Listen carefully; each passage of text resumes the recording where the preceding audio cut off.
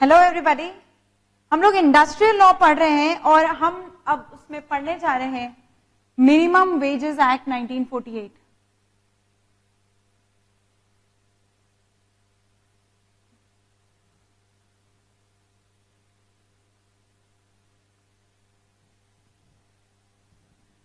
अब आप यहाँ पे मार्क करो कि ये ज्यादातर एक्ट जो है ये आपके 1948 के हैं। Factories act, employ state insurance और उसके बाद अब ये मिनिमम वेजेस एक्ट। ये 1948 के एक्ट्स क्या मतलब समझ में आता है?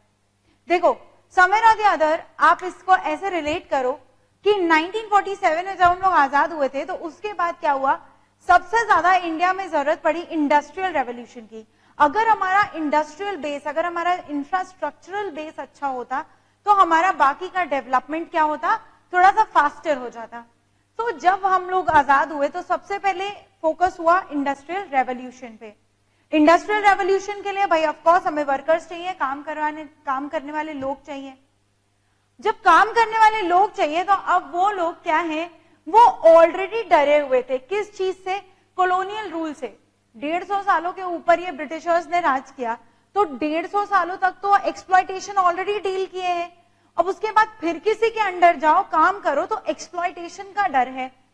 ऐसे में the government wanted to create a comfortable environment for the people who can go and work। ठीक है, अगर इंडिया में इंडस्ट्रियल रेवोल्यूशन चाहिए तो एंटरप्रेन्योर्स तो चाहिए, वर्कर्स भी तो चाहिए, काम तो वर्कर करेगा। और वर्कर को क्या चाहिए? वर्कर को हमें देना है एक सेफ एनवायरनमेंट ताकि उसे एक्सप्लॉयटेशन का डर न लगे। ठीक है, ऑलरेडी भाई इतने साल ब्रिटिश रूल रह चुका था कि काफी एक्सप्लॉइट हो चुके थे, काफी ज्यादा। और अब जब हम लोग इसमें ये factories act, minimum wages act, employ state insurance act ये सब पढ़ते हैं तो आपको क्या समझ में आता है कि सबसे पहले ये ध्यान दिया गया है कि कोई एक्सप्लॉइट ना हो, आपका काम हो चाहे जैसे हो, लेकिन हेल्थ, सेफ्टी, वेलफेयर, जैसा कि हम लोग फैक्ट्रीज एक्ट में पढ़े। उसके बाद एम्प्लॉय स्टेट इंश्योरेंस एक्ट में कि आपको उनकी इलनेस, सिकनेस, मटर्निटी, डिसेबलमेंट का ध्यान रखना है। और अब इस एक्ट में हम लोग पढ़ने जा रहे हैं कि उनके बेयर मिनिमम सर्वाइवल का ध्यान रखना ही रखना है। ठीक है, अब कहीं ना कहीं इस एक्ट में क्या लिखा है? Minimum wages act. इस एक्ट के ऑब्जेक्ट में एक बात बहुत अच्छे से क्लियर की गई है, वो ये है कि अगर कोई ऑर्गेनाइजेशन मिनिमम वेजेस तक अपने लोगों को पे नहीं कर पा रही है तो ऐसे ऑर्गेनाइजेशन को तो चलने का ही अधिकार नहीं है। क्यों मैम? अगर किसी को लॉस हो रहा है तो भी उसको अपने वर्कर्स को मिनिमम वेज पे करना है, because they have given their service. उन्होंने अपना मेहनत दिया है, उन्होंने अपनी सर्विस दी है। आपका कंपनी फिर भी लॉस कमाया है, ये आपके मैनेजमेंट की गलती है। ठीक है, जैसे हम लोगों ने बोनस एक्ट पढ़ा था। बोनस एक्ट में क्या था? फाइनेंशियल पोजीशन को कंसिडर किया जा रहा था, याद है? फाइनेंशियल पोजीशन को कंसिडर किया जा रहा था। उसके साथ ही आपके पास 20% से लेकर 8.33% तक की रेंज थी कि भाई ज्यादा है तो ज्यादा दे देना, कम हो तो कम दे देना। बोनस एक्ट किस बारे में बात करता था? शेयरिंग ऑफ प्रॉफिट्स के बारे में बात करता था। मतलब कि जब एक्सपेंसेस वगैरह सब निकल जाए तब जो बचे उसको बांटना एक इंसेंटिव की तरह काम करता था कि जो ज्यादा मेहनत करेंगे तो इंसेंटिव ज्यादा मिलेगा। लेकिन मिनिमम वेज एक्ट एक इंसेंटिव या शेयरिंग ऑफ प्रॉफिट्स नहीं है, ये किसी का लीगल राइट है। आप कह सकते हो ये वर्कर का फंडामेंटल राइट है। किसी ने आपके लिए काम किया है, अब उसका अधिकार है कि उसको एक बेयर मिनिमम वेज मिले। And an employer who cannot even afford to give his workers the bare minimum wage, उस एस्टैब्लिशमेंट को बंद हो जाना चाहिए। उसमें इतनी भी कैपेबिलिटी नहीं है तो फिर वो मार्केट में और क्या सरवाइव करेगी। ठीक है, so that's where we understand कि ये मिनिमम वेजेस एक्ट 1948 क्यों निकाला गया, ताकि उनको वर्कर्स को एक बेयर मिनिमम प्रॉमिस हो कि हाँ भाई आपको इतना तो मिलेगा। ठीक है, एक्सप्लॉयटेशन नहीं होगा, आपके लिए हेल्थ फैसिलिटीज हैं, आपके लिए बाकी फैसिलिटीज हैं। ठीक ठीक है, तो ये कॉन्टेक्स्ट समझ में आ रहा है। चलो अब जैसे कि हम लोग अपने बाकी एक्ट्स पढ़ते हैं, एप्लीकेबिलिटी, डेफिनेशंस, एग्जेम्पशंस, ठीक है, और उसके बाद और आगे की चीजें। अब मैं इस एक्ट के लिए आपको कुछ बेसिक बातें बताने वाली हूं। क्या? सबसे पहले this came with effect from 15 मार्च 1948। 15 मार्च 1948 से ये अप्लाई हो गया। कुछ रूल्स वगैरह थे जो और आगे आते गए। अब मैम इसकी एप्लीकेबिलिटी, ये एक्ट कहां कहां अप्लाइड है, एप्लीकेबिलिटी क्या है? एप्लीकेबिलिटी ये शेड्यूल में है।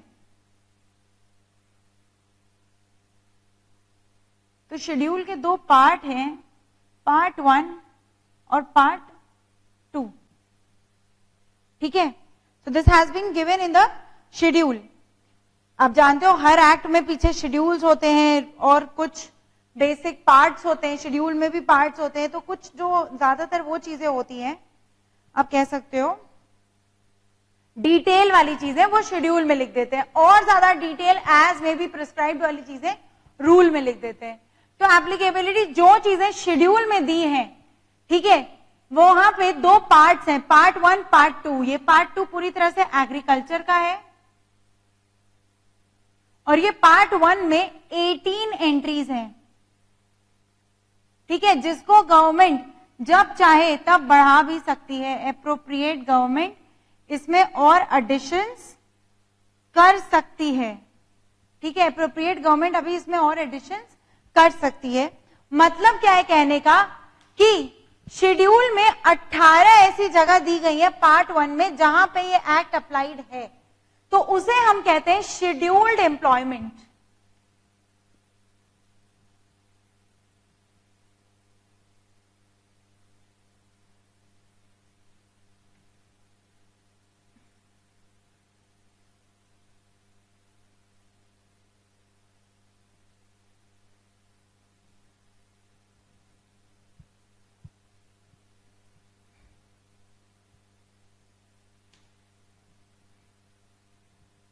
इसे हम क्या कहते हैं? Scheduled employment.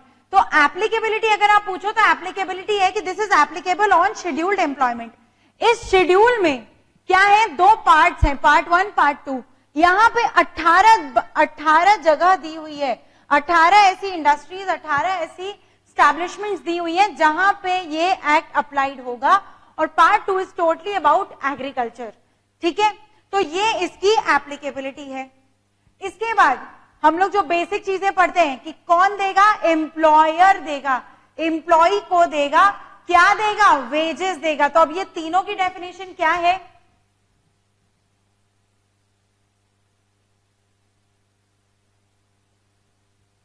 एम्प्लॉयर की आप जानते हो, जो चीज सीजी या एसजी के अंडर है उसके लिए एप्रोप्रिएट गवर्नमेंट या फिर हेड ऑफ डिपार्टमेंट।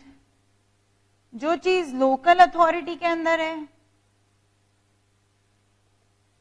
उसके लिए उसका CEO, the chief executive officer.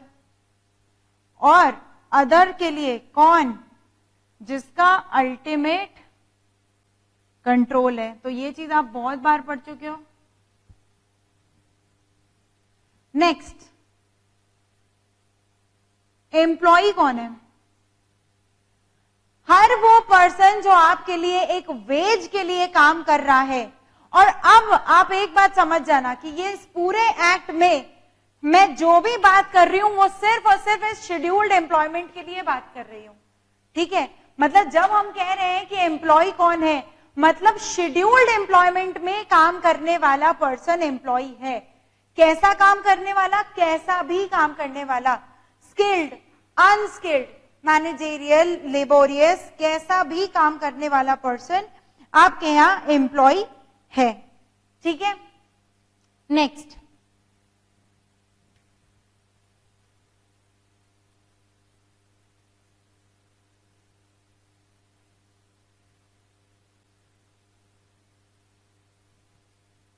चाहे स्किल्ड हो, अनस्किल्ड हो,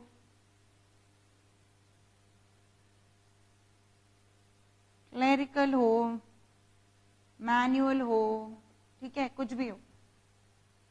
उसके बाद एक आउट वर्कर भी कंसिडर किया जाएगा।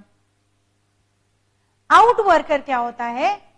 जो हमारे लिए काम करे, चाहे अपने प्रेमाइसेस से करे, ठीक है, या फिर कंपनी के बाहर कर रहा है, वो हमारे लिए एक आउट वर्कर है। So out worker to whom any article or materials are given by or out of any other person to be made up, cleaned, washed, altered, ornamented, finished, repaired, adapted or otherwise processed of the trade or business of that other person, where the process is to be carried out either in the home of out worker or any other place, but not in our premises. ठीक है, हमारे premises में ना हो, बाकी वो person अपने घर में काम करे या अपने ऑफिस में काम करे, कहीं भी करे। कैसा काम मैम? जहां पे हम सामान दे रहे हैं और वो हमारे लिए उसके ऊपर की चीजें कर रहे हैं, जैसे कि क्लीनिंग या ऑल्टरेशन या ऑर्नामेंटिंग या कुछ भी। अब इसका एक एग्जाम्पल क्या है? जैसे मान लीजिए कहीं पे टेक्सटाइल बन रही है, ठीक है, लेकिन वो टेक्सटाइल प्लेन टेक्सटाइल नहीं है, ब्लॉक प्रिंटेड टेक्सटाइल है। आप जानते हैं ब्लॉक प्रिंटिंग? उसमें एक लकड़ी का ब्लॉक होता है, उसमें कुछ डिजाइन बना होता है, वो पेंट में डिप करके ऐसे छापे मारे जाते हैं, जिसे हम कहते हैं ब्लॉक प्रिंटेड टेक्सटाइल। तो अगर मान लीजिए ब्लॉक प्रिंटेड टेक्सटाइल या ब्लॉक प्रिंटेड दुपट्टा या कुछ भी ऐसा बनना है, फैक्ट्री में क्या बन के निकल रहा है? कपड़ा बन के निकल रहा है, दुपट्टा। अब हमने क्या किया? हमने अपने यहां लेबर नहीं बैठाए, ठीक है, हमने किसी और के साथ बात कर रखी है कि तुम क्या ये काम कर दोगे? हाँ ठीक है, कर देंगे। तो हमारे यहां से सामान उसके यहाँ चला गया, अब वो अपने घर में कर दे या ऑफिस में कर दे, लेकिन हमारे यहाँ के हमारे रिसोर्सेस मत यूज करो, अपने यहाँ कर दो, जो पैसा मांगोगे दे देंगे, ठीक है। तो अब ये पर्सन कौन हो गया? ये एक आउट वर्कर हो गया, ठीक है, ये एक आउट वर्कर हो गया। तो ज्यादातर ऐसी चीजें कॉन्ट्रैक्ट पे भी होती हैं, तो वो सारे लोग एक एम्प्लॉय की गिनती में आते हैं। तो अब आपको आउट वर्कर की बात समझ में आ रही है? आउट वर्कर कौन है?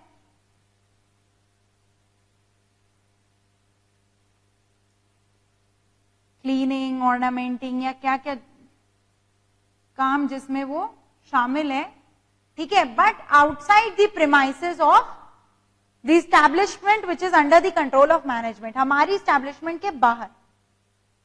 नेक्स्ट, कोई डिसमिस्ड एम्प्लॉय भी इसमें कंसिडर किया जाएगा। हमने उसको निकाल दिया, पर जितने समय उसने हमारे साथ काम किया वो क्या माना जाएगा? माना जाएगा कि डिसमिस नहीं, डिस्चार्ज्ड।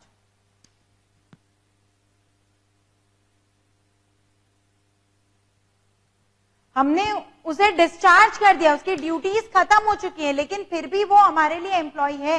उसको जब भी देना है तो हमें मिनिमम वेज ही देना है। बात समझ में आ रही है? इसके अलावा piece rate worker, time rate worker सब गिने जाएंगे।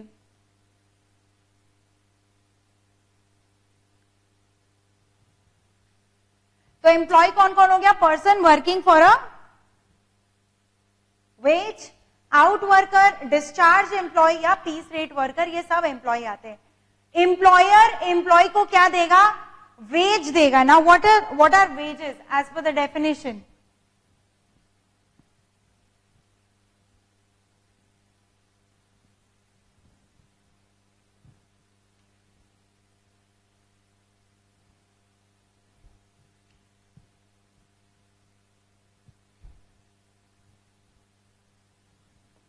हर जगह आप वेज क्या पढ़ते थे कि बेसिक प्लस डीए। यहां पे वेज क्या है?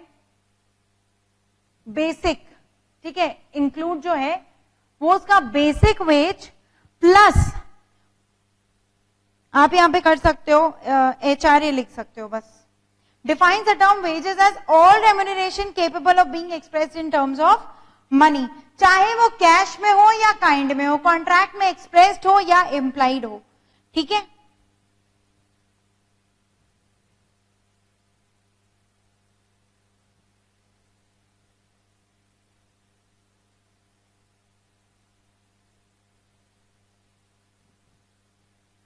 एक्सक्लूड्स क्या है? Rent free accommodation. एक होता है एचआरए कि आप भाड़े पे घर ढूंढ लो, ठीक है। एक होता है एचआरए जिसमें कहते हैं आप भाड़े पे घर ढूंढ लीजिए, हम आपको उस घर का एक अलाउंस दे देंगे, ठीक है। जितना पैसा आप वहां पे करते हो उसका कुछ हिस्सा हम आपसे शेयर कर लेंगे। एक होता है रेंट फ्री अकोमोडेशन की कंपनी ने रहने के लिए घर ही दे दिया, पैसा दो या घर दो, कंपनी के लिए बात एक पड़ जाती है। लेकिन ये दो अलग अलग चीजें, एक आपको इन काइंड परक्यूजिट की तरह मिल रहा है और एक में आपको अलाउंस मिल रहा है। तो जो एचआर है वो वेज का पार्ट रहेगा, ठीक है, और आरएफए वेज का पार्ट नहीं रहेगा। या फिर कोई भी और amenity which is excluded by general या special order of the appropriate government.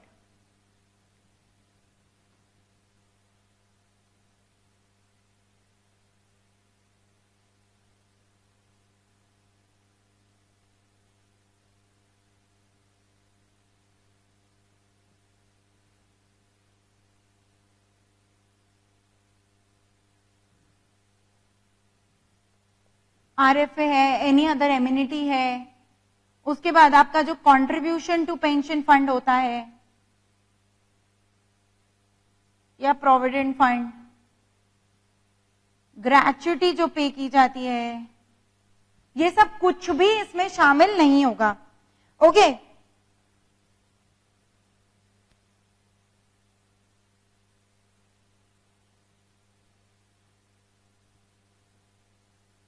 Travelling allowance या फिर और कोई जो रिम्बर्समेंट आप जिसे कह सकते हो, ठीक है।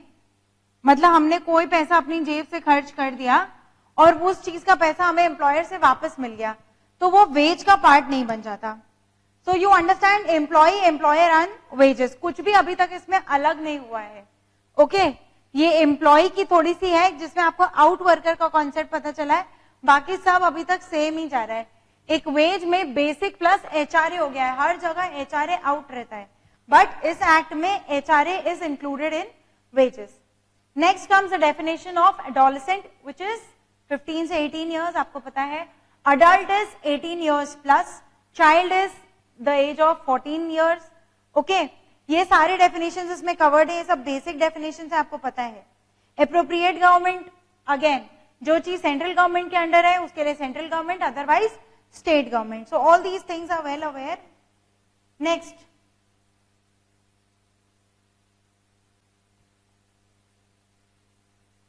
ठीक है, पेज नंबर 11.5 पे आ जाइए। यहां पे इस पार्ट 2 में, यहां पे जो हम लोग पार्ट 1 पार्ट 2 लिखे थे, तो पार्ट 2 में एग्रीकल्चर से रिलेटेड हर एक्टिविटी कवर होती है, चाहे वो किस चीज की हो। देखो यहाँ पे सेकंड पैराग्राफ लिखा है, part 2 relates to employment in agriculture.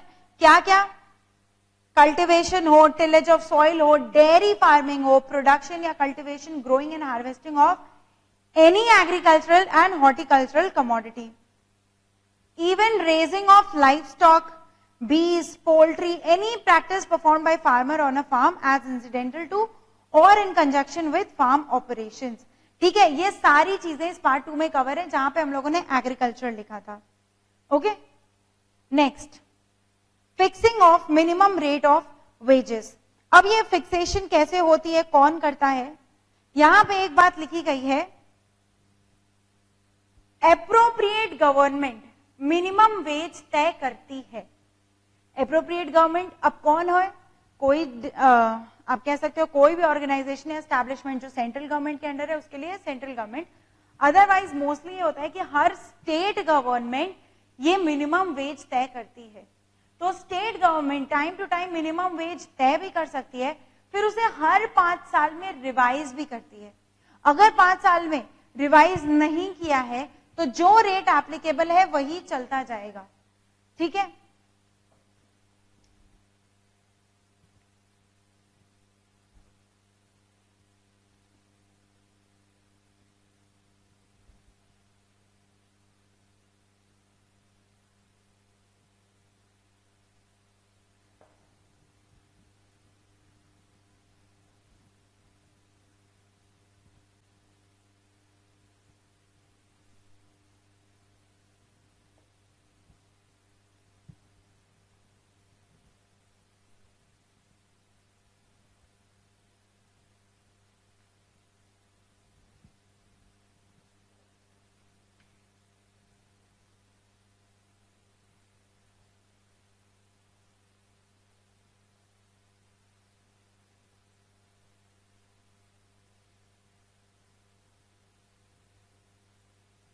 कि कौन तय करता है?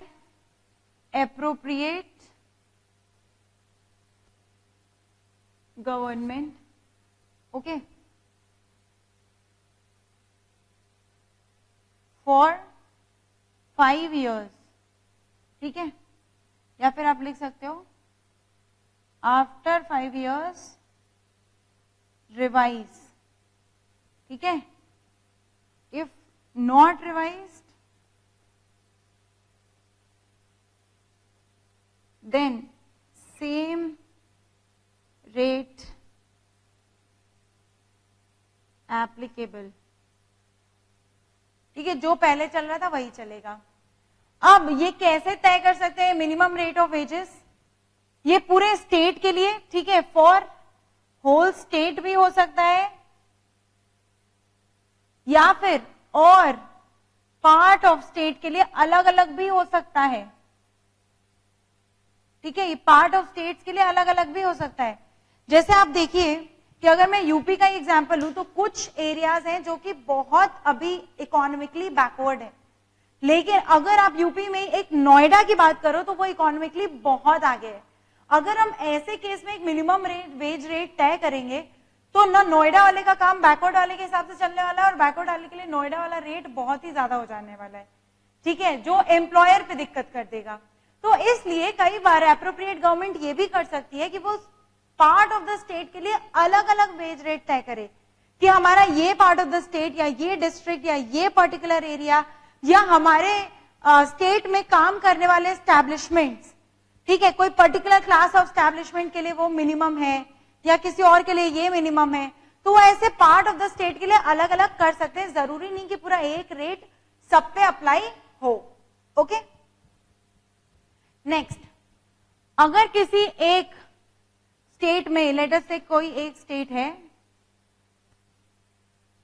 अगर किसी एक स्टेट में किसी भी इंडस्ट्री में, या आप कह सकते हो क्लास ऑफ एम्प्लॉयमेंट, ठीक है, जो 18 एंट्रीज दी हैं उस क्लास ऑफ एम्प्लॉयमेंट में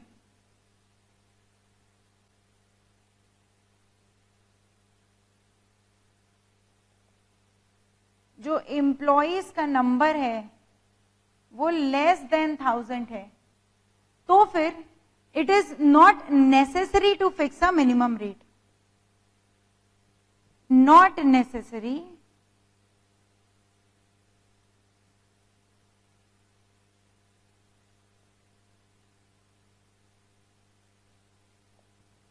to fix a minimum wage rate, okay।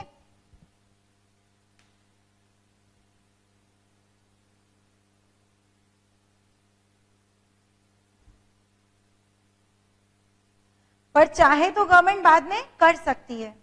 The appropriate government may fix minimum rate of wages for time work, piece work या गारंटीड टाइम रेट या overtime, किसी के लिए भी कर सकती है।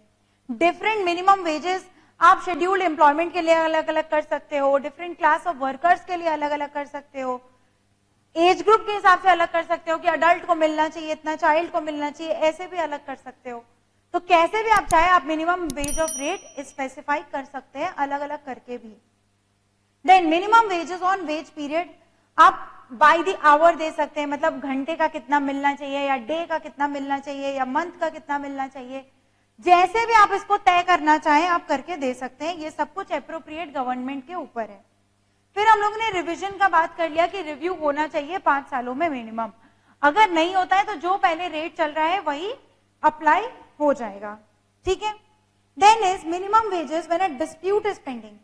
Section 3(2)(a) provides that where in respect of an industrial dispute relating to rate of wages payable to any employee employed in any scheduled employment is before, मतलब कोई भी अगर डिस्प्यूट चल रहा है मिनिमम वेज रेट को लेके किसी ट्रिब्यूनल में या फिर किसी और कोर्ट में वो पेंडिंग चल रहा है, then and an award made by any tribunal या national tribunal is in operation and a notification is issued by appropriate government for fixing the minimum wages or revision of minimum wages during the pendency of above proceeding, no minimum wage cannot be fixed by the appropriate government during the said period, ठीक है।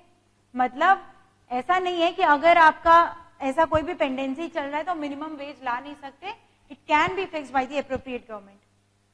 Then comes the minimum wage of rate. अब ये minimum rate of wages किस किस चीज को club करके बता सकते हैं, ठीक है।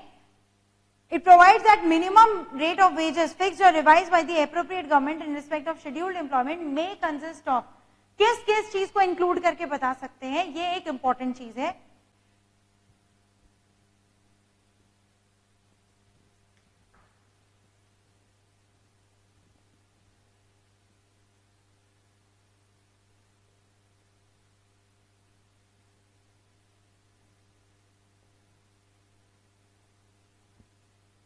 तो ये मिनिमम रेट ऑफ वेजेस में हम क्या क्या बता सकते हैं, हम आपको बेसिक प्लस अलाउंसेस का रेट दे सकते हैं, और हम आपको basic plus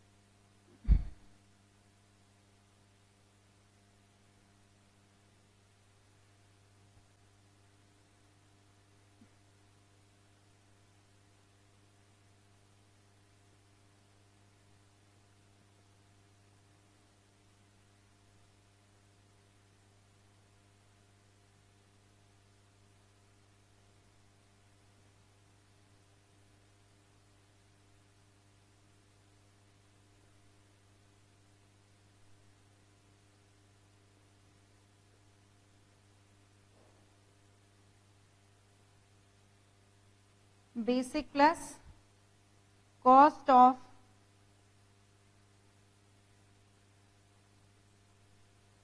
living allowance plus cash value of concessions.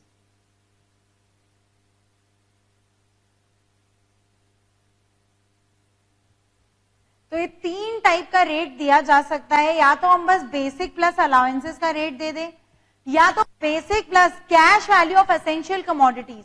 Essential commodities में आपका क्या आता है, जैसे फूड ग्रेन्स, मेडिकल सप्लाईज, अगर ये सब आपका एम्प्लॉयर ही आपको दे देता है तो उसकी कैश वैल्यू वो डिराइव कर लेगा, वहां के लोकल मार्केट में इन चीजों की कैश वैल्यू क्या है, ठीक है, वो डिराइव करके वो दोनों का रेट एक फिक्स कर देगा कि इतना तो मिनिमम मिलना ही चाहिए। और इसमें कॉस्ट ऑफ लिविंग अलाउंस हो सकता है इंक्लूडेड हो सकता है ना हो, विद और विदाउट, ठीक है, उनकी मर्जी।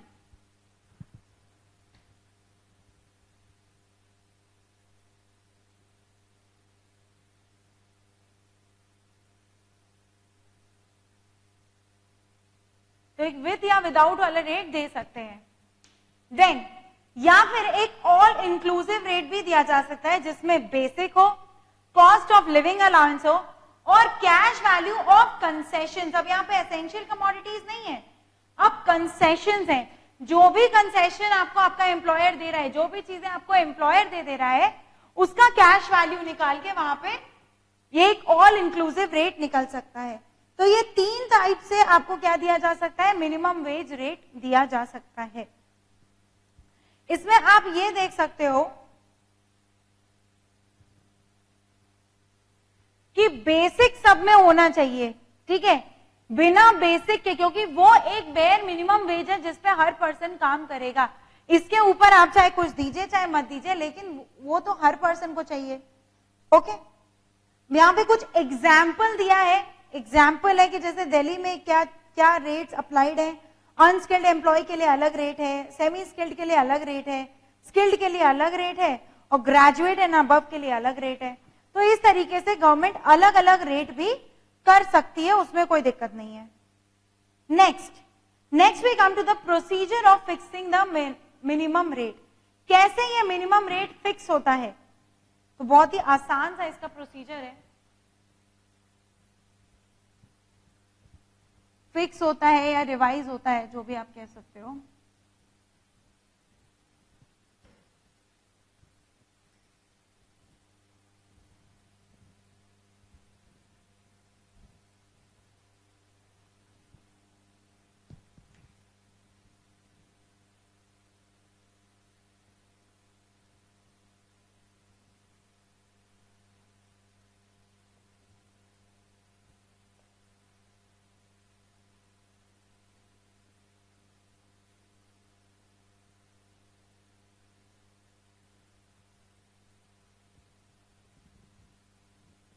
सबसे पहले जो आपकी एप्रोप्रिएट गवर्नमेंट है, मुझे जी लिख देना चाहिए, वो अपने अंडर कोई कमिटीज या सब कमिटीज अपॉइंट कर सकती है।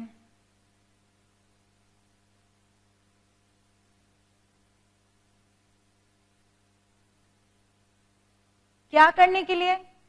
उनको एडवाइस करने के लिए, रिकमेंडेशंस देने के लिए, या फिर सीधे उठा के ऑफिशियल गजट में पब्लिश कर सकती है। क्या?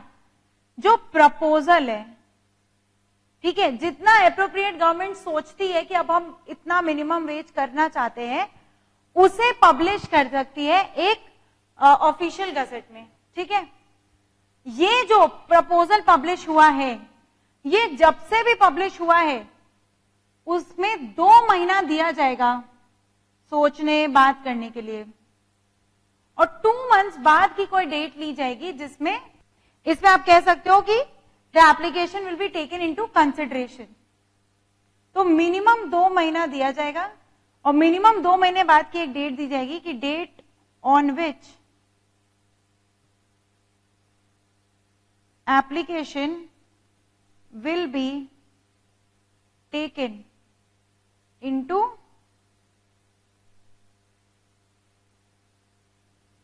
अब इस 2 महीने में क्या होगा? इस 2 महीने में it is open for the people, ठीक है, एम्प्लॉयर क्लास हो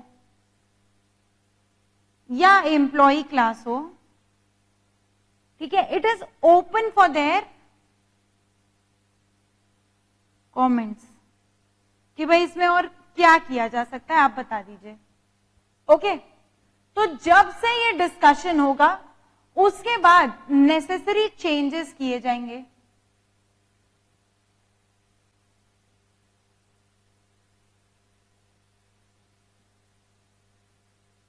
उसके बाद इसमें क्या किए जाएंगे? नेसेसरी चेंजेस किए जाएंगे, और जब से ये चीज हो जाएगी तब से 3 महीने के अंदर अंदर क्या होगा? ये जो मिनिमम वेज रेट है वो एप्लीकेबल हो जाएगा। तो जब नेसेसरी चेंजेस कर देंगे तो फिर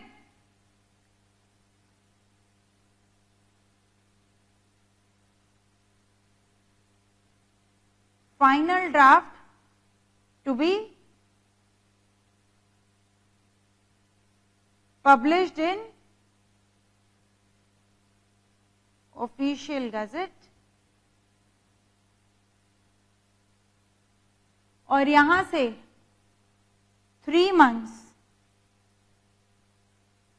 ठीक है,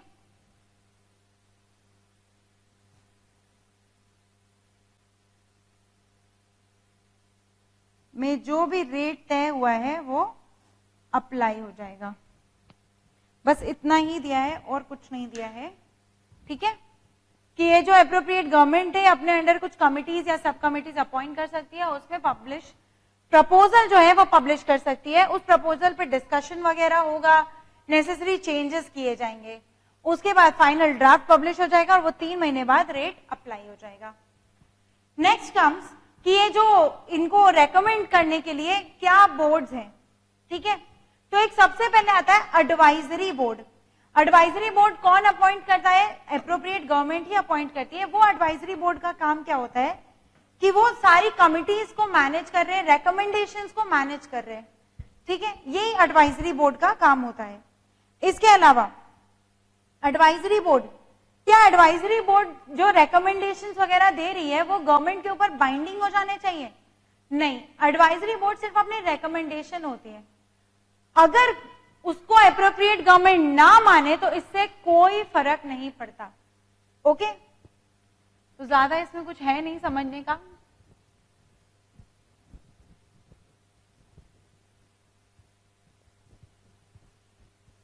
ये चैप्टर आपका बड़ा दिखता जरूर है पर इसमें ज्यादा कुछ है नहीं।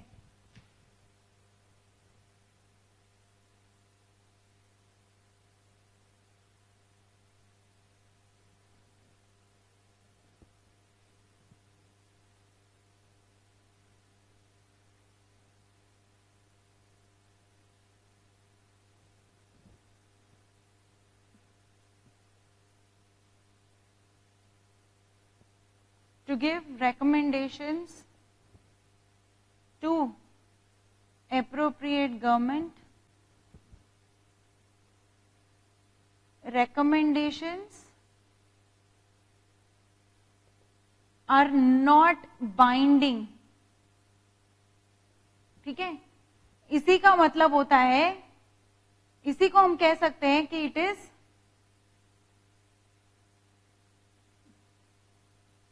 Not a quasi judicial body.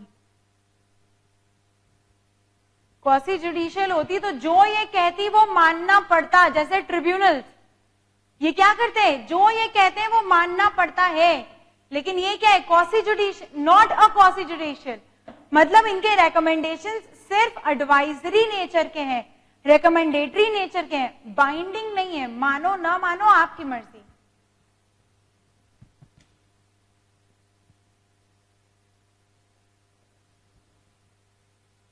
Next is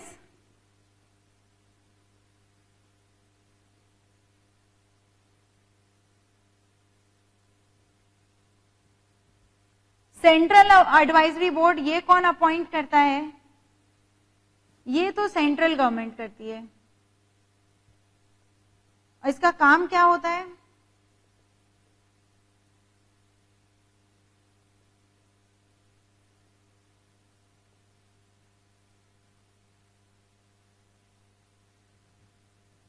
coordinating boards and committees of the states. ठीक है, अलग अलग जो स्टेट्स की बोर्ड्स एंड कमिटीज हैं उनकी बातों को मैनेज करना, जिसके हिसाब से एक कंसोलिडेटेड डिसीजन निकल सके. इसके बारे में और क्या दिया है, the number of members.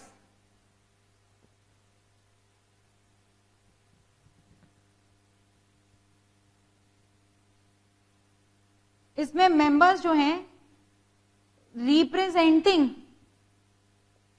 Employer should be equal to representing employees. ठीक है, इक्वल ही होते हैं कि जितने एम्प्लॉयर को रिप्रेजेंट कर रहे हैं और जितने एम्प्लॉय को रिप्रेजेंट कर रहे हैं. प्लस कुछ इंडिपेंडेंट मेंबर्स होते हैं जो ना एम्प्लॉयर ग्रुप के होते हैं ना एम्प्लॉय ग्रुप के होते हैं. ये इंडिपेंडेंट मेंबर्स कितने होने चाहिए, मैक्सिमम 1/3 ऑफ टोटल. ठीक है, ये इंडिपेंडेंट मेंबर्स कितने होने चाहिए, maximum 1/3 of the total number of members should be independent members. So that is the composition of committee. ये आप समझ गए. एम्प्लॉयर और एम्प्लॉय के मेंबर्स बराबर होते हैं, बट इंडिपेंडेंट मेंबर्स भी होने चाहिए और वो maximum 1/3 of the total number of members होने चाहिए. Okay, next wages in kind. इसके बारे में हम लोग डिस्कस कर लिए कि अगर वेजेस काइंड में दिए जा रहे हैं तो ये चीज एप्रोप्रिएट गवर्नमेंट पहले ऑफिशियल गजेट में ऑथराइज करेगी और उसके बाद ही आप दे सकते हैं. Next comes the payment of minimum rate of ways. यहां पे सेक्शन 12 ये कहता है कि जो minimum rate of ways section 5 में, यानी इस सेक्शन में जो भी हम लोगों ने पूरा प्रोसीजर पढ़ा था कि जहां पे गवर्नमेंट मिनिमम वेज रेट तय करती है, अगर गवर्नमेंट ने मिनिमम वेज रेट तय कर दिया है तो फिर उस एम्प्लॉयमेंट में कवर होने वाले हर एम्प्लॉयर को मिनिमम वेज रेट ही देना पड़ेगा. और एक बात कही गई है कि जो पर्सन मिनिमम वेज रेट भी नहीं दे पाता है उस लेबर को हम लोग कहते हैं फोर्स्ड लेबर. मतलब जिस काम में मिनिमम वेज रेट भी ना मिले, दैट इज फोर्स्ड लेबर.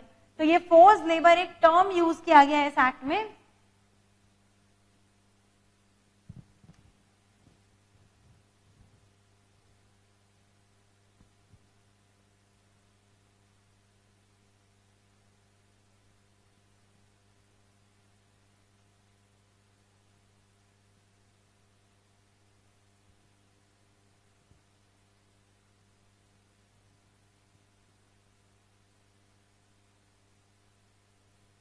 इस एक्ट द्वारा दी गई जो मिनिमम वेज है, when even that is not paid,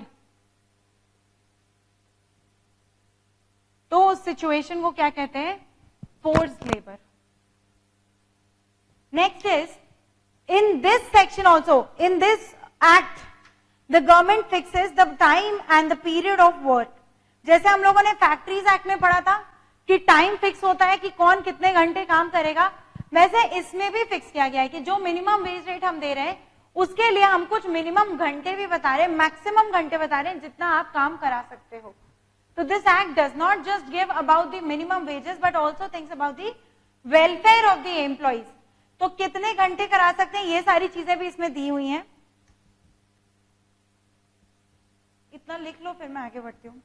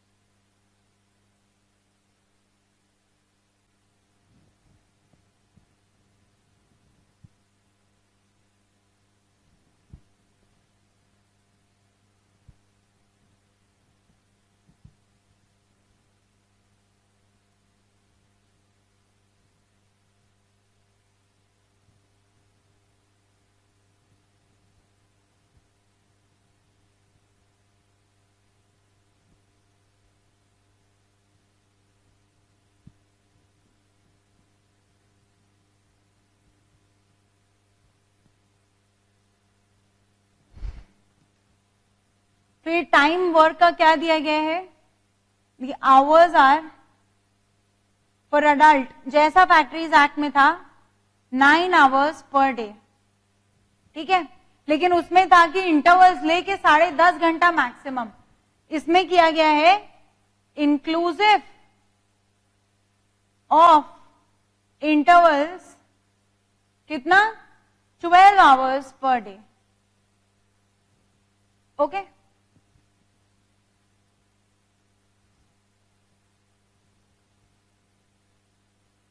child के लिए कुछ भी हो जाए 4.5 आवर्स पर डे, ठीक है। उसके बाद बीच में इंटरवल ऑफ रेस्ट जरूर मिलना चाहिए,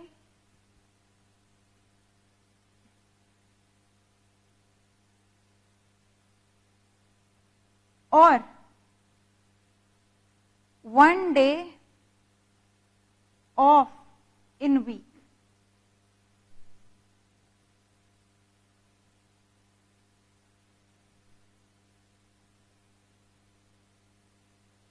If worked on this day, ये ऑफ वाले दिन पे अगर काम किया तो फिर डबल पेमेंट मिलेगा। तो ये सारी चीजें आप जानते हो। But there are certain class of employees जिनके लिए जरूरी नहीं है कि हर बार this works like the same, कि नहीं आपका काम सिर्फ 9 ही घंटे होगा, या फिर आपको इंटरवल वाला दिन मिलना ही चाहिए, या आप जिस दिन की छुट्टी तय की गई है उस दिन आप नहीं आओगे तो ही चलेगा। तो कुछ ऐसे एम्प्लॉइज की कैटेगरी है जिस केस में ये बातें अलग हो सकती हैं। Section 13(2) provides that provision of subsection 1 shall in relation to the following classes of employees apply only to such extent and subject to such condition as may be prescribed। तो ये जो अब हम लोग क्लास ऑफ एम्प्लॉइज लिखने जा रहे हैं, ठीक है, अगर ये जो हम लोग क्लास ऑफ एम्प्लॉइज लिखने जा रहे हैं इनके केस में अलग रूल्स होते हैं, ओके। अच्छा, ये मैंने यहां सीधे डबल पेमेंट लिख दिया, आप इसको लिखो ओवर टाइम पेमेंट। तो जब हम लोग अभी ओवर टाइम पेमेंट पढ़ेंगे तो उसमें वही चीज आ जाएगी, ठीक है। अगर छुट्टी वाले दिन काम किया तो फिर ओवर टाइम के रेट पे ये पेमेंट होगा। Then there is exception for certain classes of employees। वो क्या है, कौन है वो? सबसे पहले जिनके काम के घंटे कुछ अलग होते हैं, जो ऐसा सोचते हैं कि जो नॉर्मल वर्किंग चल रही है उसमें हम काम नहीं कर सकते, हम इस नॉर्मल वर्किंग के बाद ही काम कर सकते हैं, तो उनके काम के घंटे अपने आप ऑड हो जाते हैं, या जरूरी नहीं कि वो लोग 9 आवर्स पर डे का काम करें। जैसे कि जो लोग फैक्ट्री में मेंटेनेंस वगैरह करते हैं, ठीक है, अब चलती मशीन पे तो मेंटेनेंस करने आ जाएंगे तो वर्कर का टाइम वेस्ट होगा, इसलिए ऑफ टाइम पे मेंटेनेंस का काम चलता है। Okay, so first you can see employees engage on, second point, employees engaged in work in the nature of preparatory or complementary work which necessarily be carried on outside the limits laid down for the general working। ठीक है, तो उस general working की limit के बाहर, जैसे कुछ लोग आते हैं जो सुबह सुबह साफ सफाई करें, भाई जब हो जाएगी तभी ना वर्कर आके काम करेगा, अब उसी समय वो लोग आएंगे क्लीनिंग पेंटिंग वॉशिंग करने, तब तो दिक्कत है। तो इनके वर्किंग आवर्स क्या होते हैं, ऑड होते हैं। तो आप इस तरीके का काम लिख सकते हो, जैसे एग्जाम्पल मेंटेनेंस, ठीक है, एक्सेट्रा। दूसरा, जो लोग किसी अर्जेंट वर्क में है, ठीक है, कोई इमरजेंसी वाले केस में है, तो उस केस में जरूरी नहीं है कि उनके वर्किंग आवर्स या रेस्ट इंटरवल्स इस तरह तय किए जाएं। अब जैसे कोई इंजीनियर है फैक्ट्री में जिसको सेफ्टी ऑफिसर की तरह रखा गया है, ठीक है, अब उसका काम कब पड़ेगा, जब एक्चुअली कोई एक्सीडेंट हो जाए। अगर एक्सीडेंट ऑफ टाइम पे हो रहा है या फिर कोई मशीन ऑफ टाइम पे खराब हो रही है, ठीक है, कोई भी ऐसी चीज है, कोई इमरजेंसी हो गई, अब उस पर्सन को आना ही पड़ेगा, तो उसमें हम इसका ये 9 आवर्स पर डे वाला कॉन्सेप्ट नहीं देखेंगे, जैसा रूल्स में दिया गया है वो चीज देखेंगे। तो employees engaged on urgent work या इमरजेंसी या which could not have been foreseen या प्रिवेंटेड। तीसरी चीज, employees whose employment is essentially intermittent.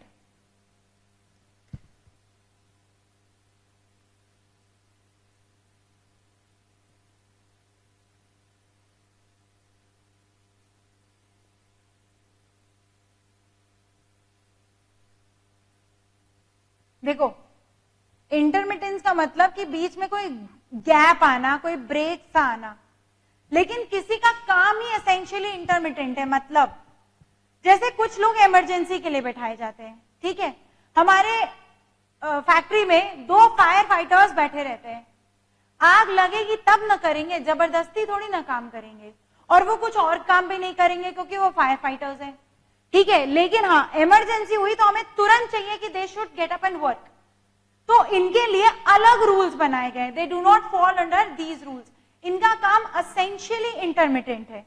Okay, तो किसी किसी का काम फैक्ट्री में ऐसा भी हो सकता है या एस्टैब्लिशमेंट में ऐसा भी हो सकता है जो खाली समय पड़ने पर काम आए।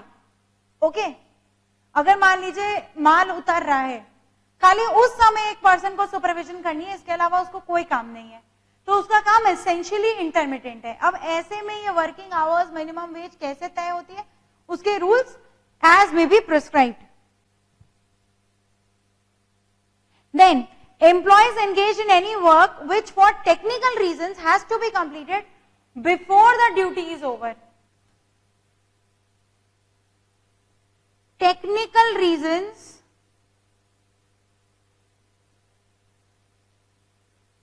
for technical reasons work has to be complete.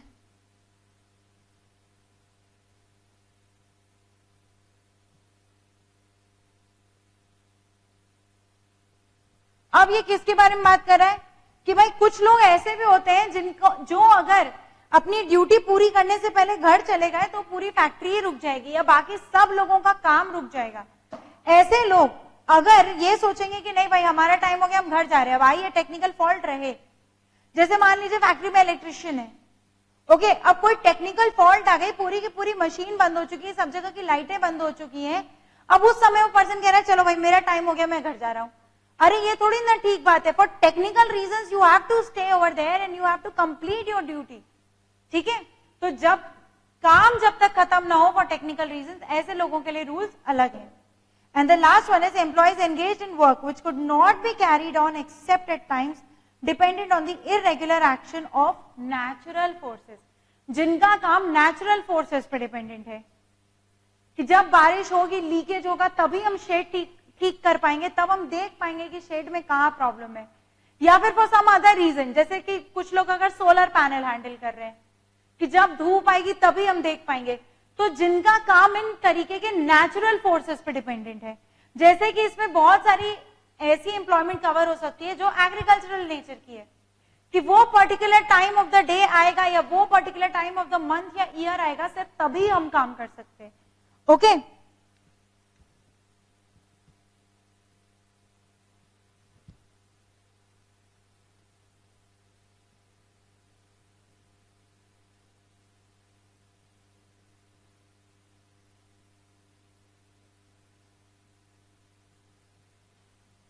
तो एसओ के लिए क्या है कि अलग रूल्स हैं, ठीक है।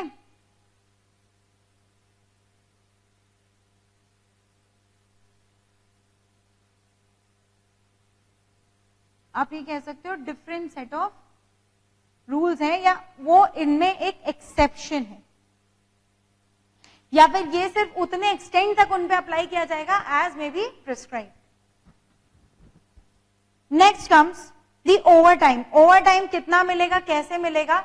अगर कोई भी अपनी इस समय सीमा के बाहर काम कर रहा है, ठीक है, या फिर इस 1 डे ऑफ वाले दिन पे काम कर रहा है, उसको ओवर टाइम मिलेगा। ये ओवर टाइम पार्ट 1 के लिए कितना है?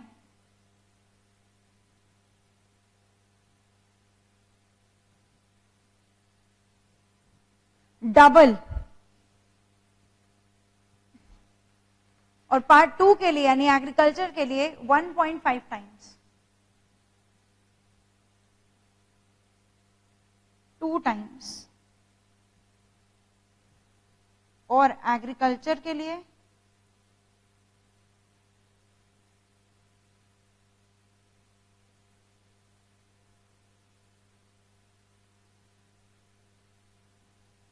ठीक है, एग्रीकल्चर में 1.5 गुना पैसा मिलेगा और किसी और में 2 गुना पैसा मिलेगा।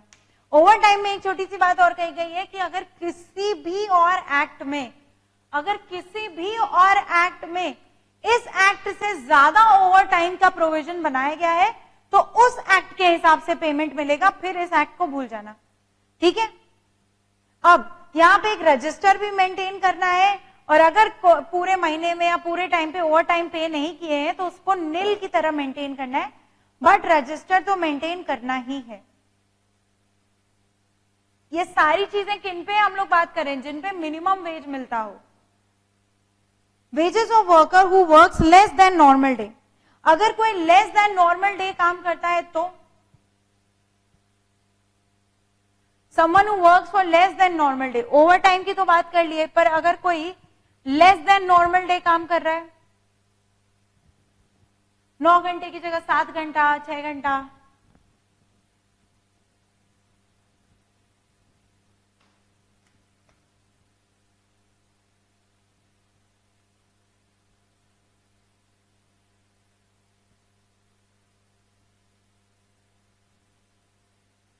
तो उस केस में फॉल्ट किसकी है ये देखेंगे। अगर एम्प्लॉयर की फॉल्ट है तो फिर पे फॉर फुल डे, ठीक है। अगर एम्प्लॉयर की फॉल्ट है तब तो उसको फुल डे का पैसा मिलेगा।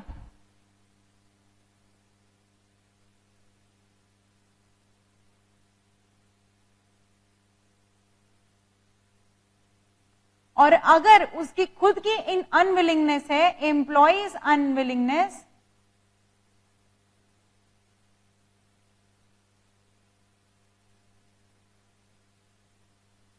तो फिर नॉट एंटाइटल्ड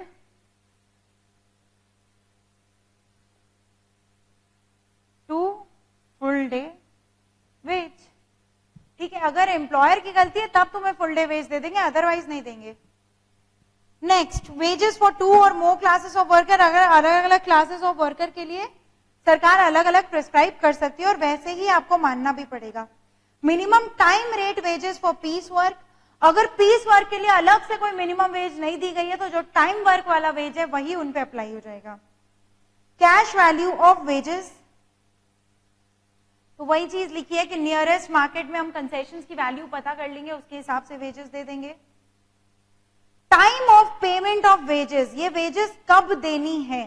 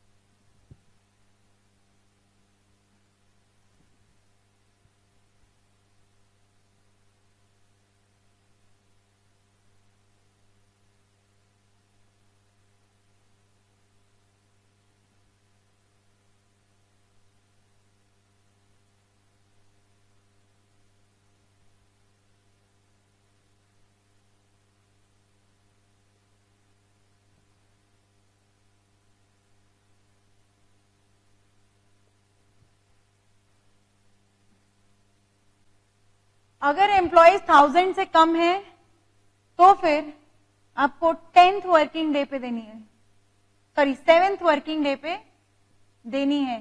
कब से? मैं ऐसे ही लिख देती हूँ।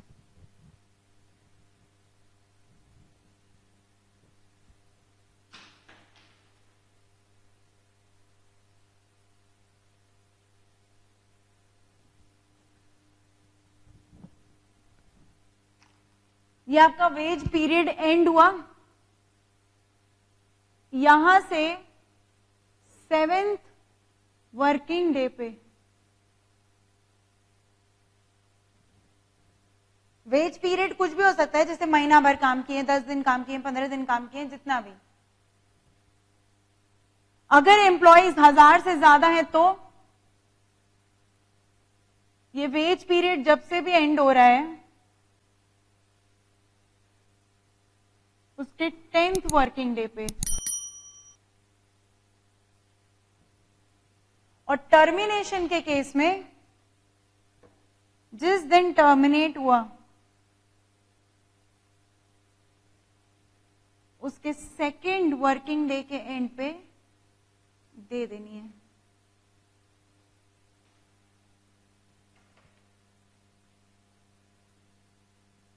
ठीक है, तो ये 3 केसेस हैं। 1000 से ज्यादा एम्प्लॉयज हैं तो, 1000 से कम एम्प्लॉयज हैं तो।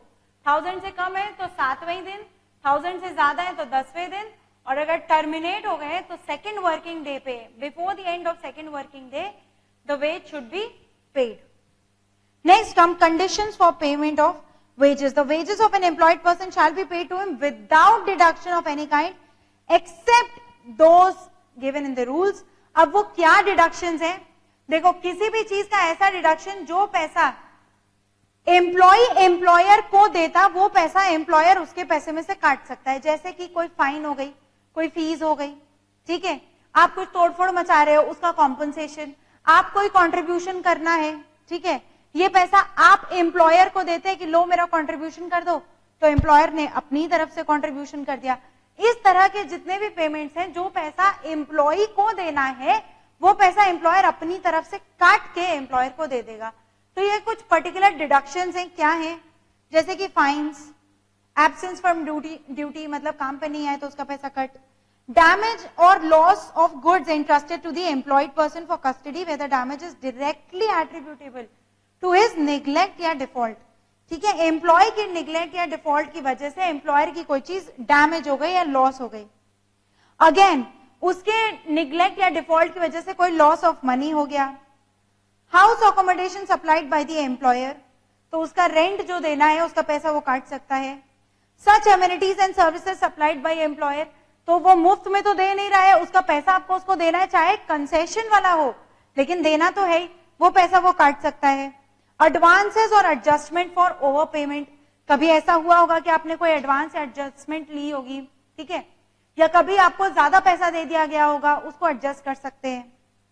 इनकम टैक्स आपका काट के दिया जाएगा बाय ऑर्डर और कोर्ट और अदर कंपटेंट अथॉरिटी, कोई भी ऐसा पैसा जो कोर्ट का ऑर्डर आ जाता है कि भाई ये पैसा कट के देना है तो ठीक है काट के दे देंगे। Repayment of advances from any provident fund, payment to cooperative societies, जो रीपेमेंट ऑफ, जो प्रोविडेंट फंड से एडवांसेस लेते थे, आपको याद है कि शादी के लिए या पढ़ाई के लिए लिए हैं, तो ये जो एडवांसेस लेते थे ये एम्प्लॉयर एम्प्लॉय को फिर से वापस करेगा, तो जब वापस करने का टाइम आ जाएगा तो इससे अच्छा है कि हम जो पैसा तुम्हें दे रहे हैं उसमें से माइनस करके दें। किसी कोऑपरेटिव सोसाइटी को पेमेंट करना है वो पैसा काट देंगे। लोन्स एडवांस, ये अपने मन से नहीं काट रहा है, ये पैसा एम्प्लॉय इज बाउंड टू पे टू एम्प्लॉयर, ठीक है, कोई फाइन है वो एम्प्लॉयर एम्प्लॉय को देगा,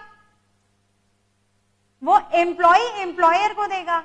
छुट्टी पे नहीं आए तब तो पैसा कटेगा ही, तुम कोई लॉस डैमेज कुछ भी करोगे तो तुम्हारा पैसा कटेगा। तो ऐसा नहीं कि वो अपने मन से काट रहा है, आपको जान के कम वेजेस नहीं दी जा रही है, लेकिन ये सब कुछ ऐसे डिडक्शंस हैं जो डिडक्ट वो कर सकता है। Payment of insurance premium, loans advance by the employer, adjustment of amounts other than wages paid in error in excess of what is due to him, ठीक है, अगर कोई एक्सेस वेज पे हो गई है तो रिटन ऑथराइजेशन के साथ वो चीज डिडक्ट करके मिलेगी। And with written authorisation for contribution to national defence fund और the prime minister's national relief fund और any defence saving scheme. Okay, और ऐसा कुछ भी डिडक्शन करने से पहले you have to take prior approval of the inspector. अब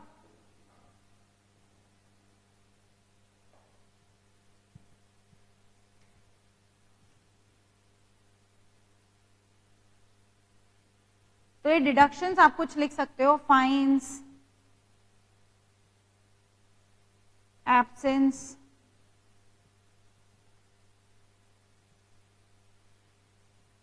from duty,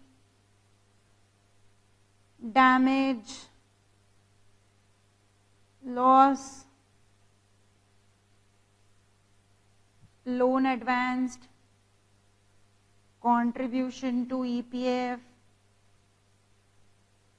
advances from EPF, income tax, insurance premium,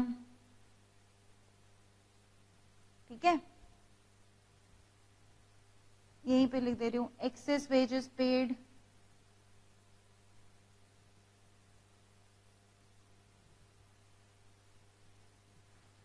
but with prior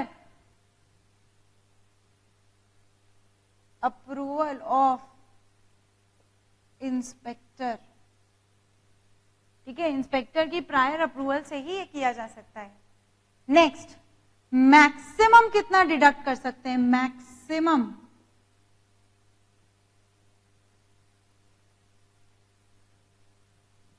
maximum कितना डिडक्शन कर सकते हैं?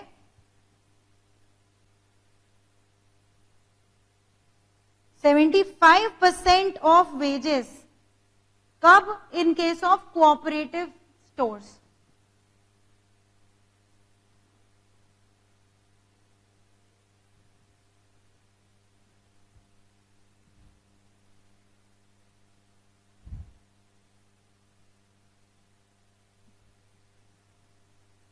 in case of payment made to cooperative stores or 50% of wages in other cases। अब देखो इसका मतलब क्या हुआ। मान लो एक एम्प्लॉय को 1000 रुपीज मिलने थे। ठीक है, मान लो उसको, चलो 10,000 मान लो, 10,000 रुपीज मिनिमम वेज उसको मिलना था पर मंथ, लेकिन उसके बहुत से डिडक्शंस हैं। वो ड्यूटी पे भी नहीं आया, फाइन भी है, लॉस भी किया है, डैमेज भी किया है, कंट्रीब्यूशन तो देना ही है, लोन भी लिया था, टैक्स कटना ही है, इंश्योरेंस प्रीमियम लगना ही है। ले दे के उसका टोटल डिडक्शन जो बन रहा है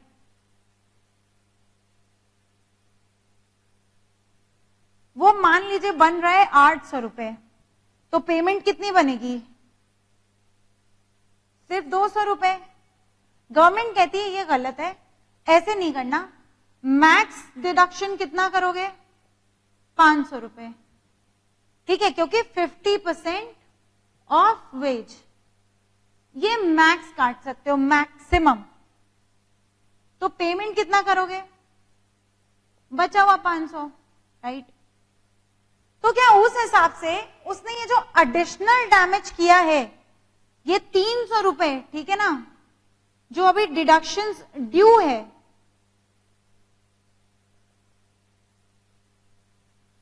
ऐसा तो है नहीं कि एम्प्लॉयर वो छोड़ देगा कि हाँ ठीक है चलो 300 रुपए तुम्हारा हम अपनी जेब से भर दे रहे हैं, ये तो हो नहीं सकता। तो ये जो ड्यू डिडक्शन है 300 रुपए का, ये इसकी नेक्स्ट वेजेस में से कटेगा। ठीक है, लेकिन एक बार में मैक्सिमम इतना ही कट सकता है। सिमिलरली अगर कोऑपरेटिव स्टोर्स को पेमेंट हुआ है तो मैक्सिमम 75% काट लो, मतलब 1000 में से 750 रुपया काट लो, 250 रुपए तो देने ही पड़ेंगे। बात समझ में आ रही? ये मतलब है मैक्सिमम डिडक्शन का। और अगर डिडक्शन बच जा रहा है अभी उसमें होने से, तो फिर बचा हुआ पैसा आप अगले वेज पीरियड के पैसे में से काट लेना, लेकिन सब कुछ इस बार काट के नहीं काम चलाएगा। ठीक है, या तो फिर वो बाद में आपको इंस्टॉलमेंट की तरह दे देगा, बट एट वन सिर्फ मैक्सिमम जितनी डिडक्शन लिखी है 75% या 50% उतनी ही हो सकती है। Next we have few topics left, fines, weekly day of rest, night shift claims वगैरह वगैरह, सब बहुत इजी है। आपका ये चैप्टर ही बेसिकली बहुत इजी है और ज्यादातर चीजें तो आप लोग लास्ट चैप्टर्स में से समझ ही जाते हो, ठीक है। तो अभी के चैप्टर्स में हम लोग ने बस ये चीजें पढ़ी है कि एप्रोप्रिएट गवर्नमेंट जो है वो एक minimum rate of ways fix कर सकती है, आवर्स और ओवर टाइम पेमेंट वगैरह फिक्स कर सकती है। प्रोसीजर हमने पढ़ा कि कैसे फिक्स होता है, हर 5 साल में रिवाइज हो सकता है, ठीक है। और बाकी हम लोगों ने कुछ डेफिनेशंस पढ़ी। Next we'll meet up and we'll continue the same chapter. Till then take care, bye bye.